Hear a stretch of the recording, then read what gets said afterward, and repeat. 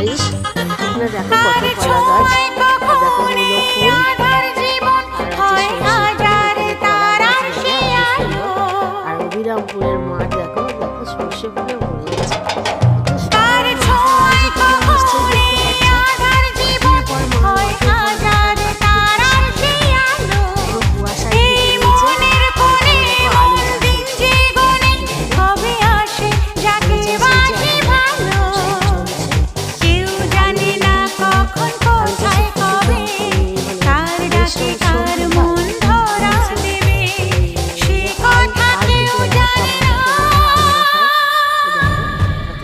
জিনিসটা লাগছে, দারুণ লাগছে, পুরো অন্ধকার, মাথার উপরে সূর্য দেখো, দেখতে পাচ্ছ।